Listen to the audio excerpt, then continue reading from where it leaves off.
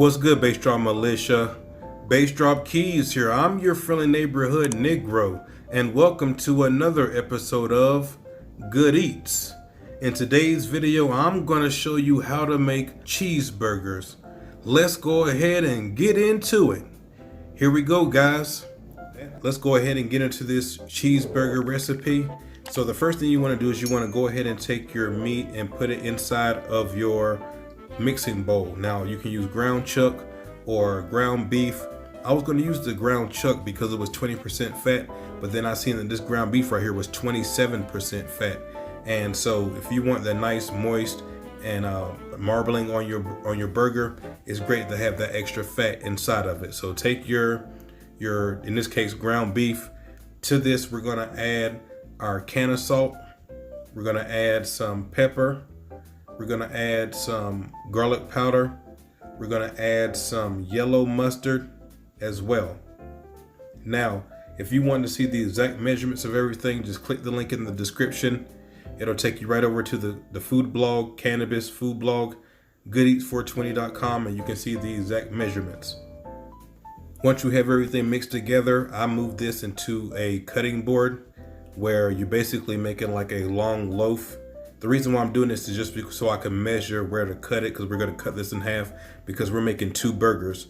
We're using 1 pound of ground beef, so we're making 8-ounce burgers. And so when you make a long loaf like this, meatloaf, and cut it in half, that's going to give us our measurements so that we can make our patties. Once you do that and we cut it in half, now I'm going to pick it up and I'm going to start moving it from one hand to the other, basically letting gravity basically do the work to form a ball for me. And then once we have a ball, I'm going to go ahead and flatten it out to make a patty. And then what I like to do is I like to make a indentation in the middle of it with my thumb or with my finger. The reason why we do that is because if you don't, it's going to start like making like a dome whenever it starts cooking, and we don't want that. We want to keep that surface area with the pan because we want to sear the burger. And I like having like a nice crust on the burger. And so in order to get a nice crust, we need to sear it. And so you need that surface area being covered with the burger sitting right on the pan and not doming up. So make sure you put that indentation in the middle of your burger. And then once you do that, we're ready to go. You're gonna go ahead and grab a pan. If you have a cast iron pan, that's great. I don't have one, I'm gonna buy one. But this is a non-stick frying pan right here.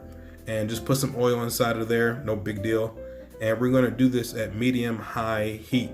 Now, for everybody who's using like one of these burners and you're cooking inside and not a grill or what have you, your dial that has 10 on it usually, I'm at a 7, 7.5, right in that area, 8 at the most. You know what I'm saying? Medium-high heat. And we're gonna put our burger on it. We want a nice sear. So I actually did it at 3.5 minutes on this first side right here.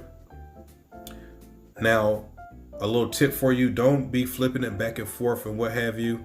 Not a good idea. Also, do not take your spatula and be, pushing it down. You're just pushing all the juices out of it. And one thing that I forgot to mention earlier is you see me put the can of salt inside of the meat before we make the patties. Now, normally, if it's going to be some time in between you making them and you actually cooking them, you actually don't want to do that because that salt is going to draw out the moisture of that ground beef. But because we're going to be cooking these right away, it was okay to do that. So once you flip your burger, that's when you want to go ahead and salt and pepper them again.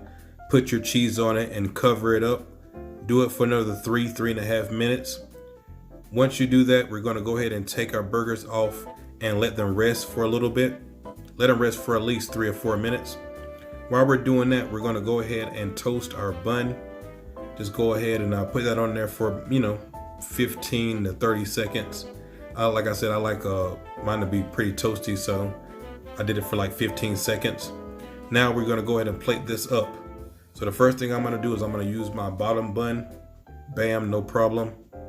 We're gonna go ahead and put our lettuce on top of that. Very nice. Now we're gonna go ahead and take our burger with our cheese on it and put that on top of it. Excellent. Now, I don't like tomatoes, so there won't be any tomatoes in this burger, but burgers are just like anything else. You can do it however you want to do it. The way I'm doing it is we're going to go ahead and take these onions. I got some onions right here, which is great. I got some pickles right here, which is fantastic. And then I'm not a big mayo person. If you want to do mayo, you can do that. Mayo, ketchup, mustard, whatever you want to do, that's fine. What I did is I took and I buttered this up with some can butter. Then I took some ketchup and mustard, put on the bun, put on the top, and wham, bam, thank you, ma'am. Cannabis cheeseburger, amazing. Now I went ahead and cut it open for you so you can see what it looks like in the middle. So that's it. That's how you make cannabis cheeseburgers. I hope that this video helped you guys out. Thank you so much for everything. Make sure you click the link in the description if you want to find out the exact recipe of everything that I did. I really appreciate your militia.